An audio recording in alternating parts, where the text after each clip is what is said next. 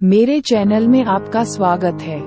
मुझे उम्मीद है कि आप सभी अच्छे, खुश और स्वस्थ होंगे। आज की चर्चा का विषय है स्वप्न। मेरा आप सभी से अनुरोध है कि अंत तक ध्यान से सुने, क्योंकि स्वप्न के पीछे के विज्ञान को समझना इतना आसान नहीं है। हम एक सपने के अर्थ और कारण का पता लगाने की कोशिश करते हैं, लेकिन यह इतना आसान काम नहीं है।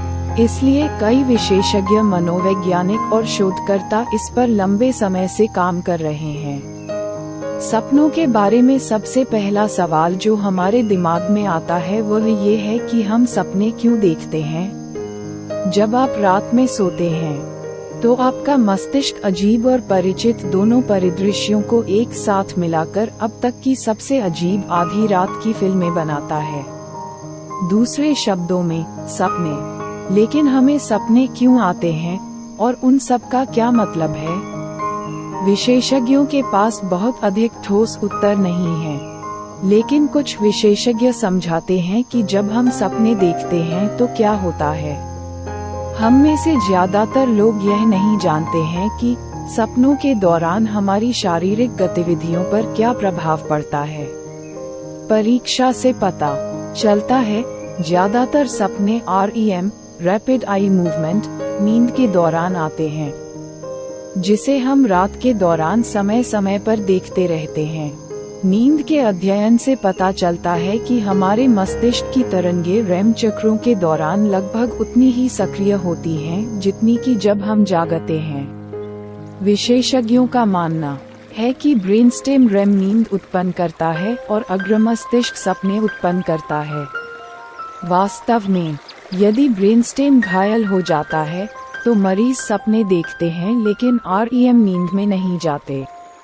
और अगर अग्रमस्तिष्क घायल हो जाता है तो मरीज REM नींद में चले जाते हैं, लेकिन सपने नहीं देखते। साथ ही जब हम सपने देखते हैं तो मनोवैज्ञानिक रूप से क्या हो रहा है, इसके बारे में हमें और भी बहुत कुछ सीखना है।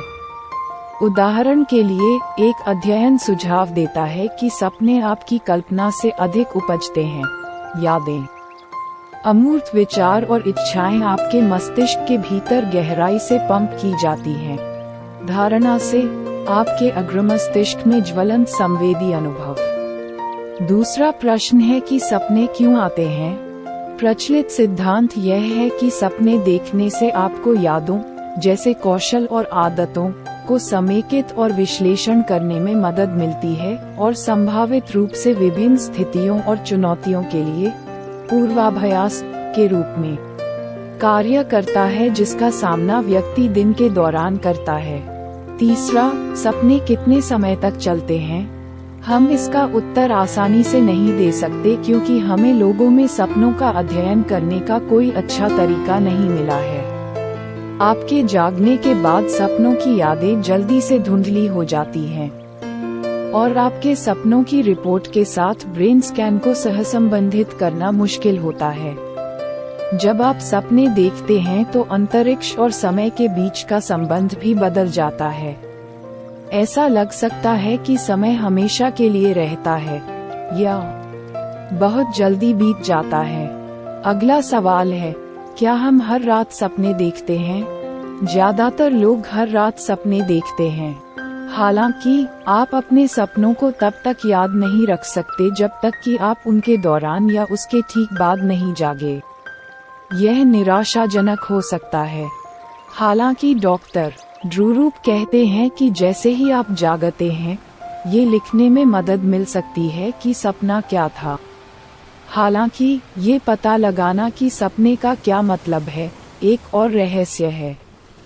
डॉक्टर सिगमंड फ्रॉइड ने सपनों की व्याख्या की शुरुआत की, लेकिन हम कभी भी उनके दावों की पुष्टि नहीं कर पाए। वास्तव में डॉक्टर ड्रेरूप ने नोट किया कि सपनों की व्याख्या पूरी तरह से व्यक्तिपरक है। फिर एक और सवाल आता है, आपके सपने इतने अजीब क्यों होते हैं। यह न्यूरोट्रांसमीटर या मस्तिष्क रसायनों के साथ करना पड़ सकता है। REM नींद के दौरान कुछ अधिक स्पष्ट होते हैं, जबकि अन्य दब जाते हैं। एसिटाइलकोलाइन, जो मस्तिष्क की सक्रियता को बनाए रखता है, अधिक प्रमुख है। जैसा कि डोपामाइन है, जो कुछ शोधकर्ता मतिभ्रम से जोड़ते हैं। डोपामाइन हार्मोन सपनों को उनकी वास्तविक गुणवत्ता देने में मदद कर सकता है। इस बीच रेम नींद उन न्यूरोट्रांसमीटरों को दबा देती है जो आमतौर पर हमें जगाए रखते हैं: हिस्टामाइन, सेरोटोनिन और नॉपेनेफ्रिन हार्मोन। इस प्रकार हम अपने पर्यावरण के प्रति कम जागरूक हैं। कुछ शोधकर्ताओं को संदेह है कि जब हम सपने देखते हैं तो थैलेमस, संवेदी इनपुट के लिए प्रवेश द्वार, बंद हो जाता है। और विशेषज्ञों ने पाया है कि सपने देखना मनोरोग स्थितियों के साथ हो सकता है।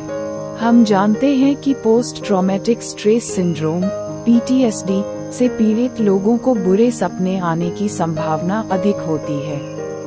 ये PTSD के साथ रहने वाले लोगों के लिए तनाव की अभिव्यक्तियां हैं, क्योंकि वे अपने दर्दनाक अनुभवों के आसपास बार बार आते हैं।